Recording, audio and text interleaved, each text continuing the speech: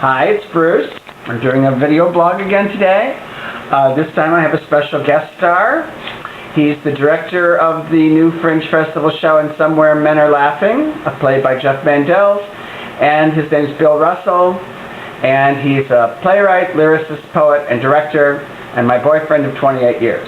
So it's very hard to get him in the apartment lately, and I do have him for a few minutes today. So without any ado, I'd like to introduce you to my boyfriend, Bill Russell. Hello. Hi, Bill. Nice to see you today. I'm glad you're home. I'm glad to be here. And yesterday was the opening, as I was saying, of Somewhere Men Are Laughing.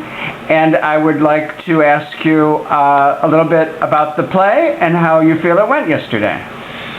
Well, it was scary as hell. It was maybe the scariest experience of my entire career. But that comes with doing the Fringe. We only have 45 minutes to load in everything, our rather complicated set, and then the actors just jump in and do it. And considering all that, and they had only been in the space one time before, and that we are hardly over-rehearsed, they did a really good job. They're a wonderful group of actors and a wonderful group of people. Well, it was a wonderful experience, and it was very moving. I talked to a lot of the audience members, and everybody was teary-eyed at the end, and you had some wonderful performances. It was 4 more performances over the next week and a half. Right. And it's down at the, what's the name of that theater? The Connolly Theater. It's on East 4th between Avenues A and B. Okay, so that's, and Somewhere Men Are Singing. Laughing! I was thinking that's the musical version. Yes, the musical version. I'm thinking of the musical you're writing. That's why I'm going off to singing now. Okay. You and Henry Krieger, who got 3 Oscar nominations this past Oscar year for Dreamgirls, are working on a new piece. You wrote Sideshow together, and now tell us about the piece you're writing for the Kennedy Center. Well, it's a commission from them as part of a Japan festival they're doing, and we're working with the director Omo Miyamoto, who did Pacific Overtures at Studio 54 a couple years ago. Wonderful guy, wonderful director. And we're adapting a contemporary Japanese folktale called Buna the Tree Climbing Frog as a musical, which we've titled Up in the Air. I think that's a really good title. And then putting Buna, of course, after, but yes. Up in the Air, I love that title. Thank you. Buna is very well known in Japan, the story is. And this will be at the Kennedy Center in Washington, D.C., very prestigious. And when will that be? It opens February 7th, and it's only for a week. And when do you start readings and rehearsals with that? We're doing a reading in October. We start rehearsals for that at the end of September. Excuse me. That's all right. And then, well, then you'll be busy. Once again. Now, one of the favorite things you're doing of mine that I love is the... Sorry, I'm coughing so much. Oh. That's all right. Go on. I'll take care of you. You will. You're doing a musical with Peter Melnick.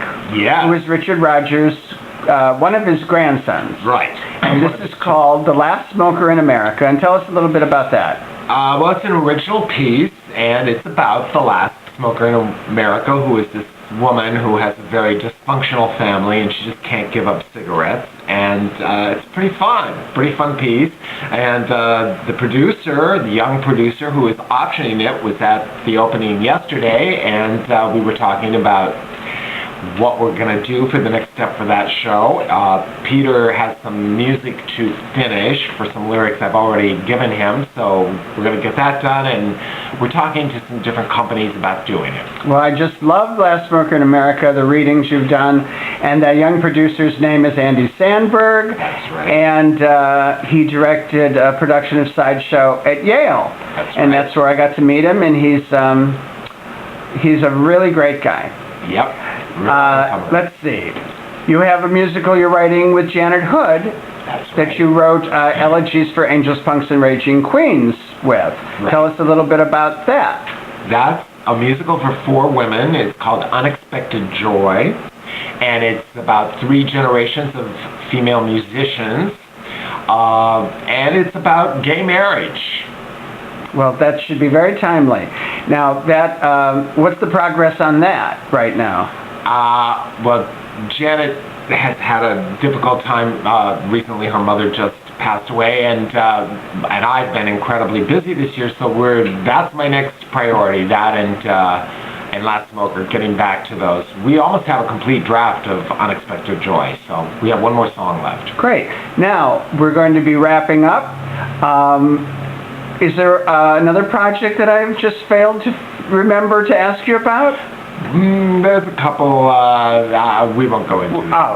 They're not to be discussed yet. No. All right. And now that we're leaving, I'm going to ask you my questionnaire question, which I base on the James Lipton Inside the Actors Studio questionnaire on the famous Bernard Pivot. But mine is different, and it's only one question on which I gauge all my friendships now lately.